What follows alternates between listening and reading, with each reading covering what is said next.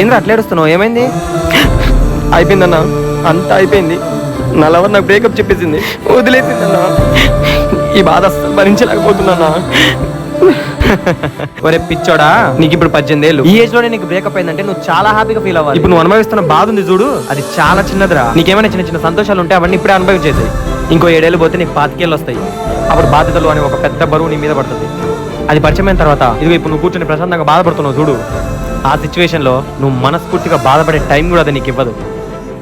అప్పుడు నీ ఫ్రెండ్స్ గుర్తుకురారు, నేను వదిలి చల్పిన నీ ఎవరు గుర్తుకురాదు, నువ్వు అనుభవించిన సంతోషాలు గుర్తుకురావు. ఒక్క దాని వెనక మాత్రం పరిగెడుతూనే ఉంటావు.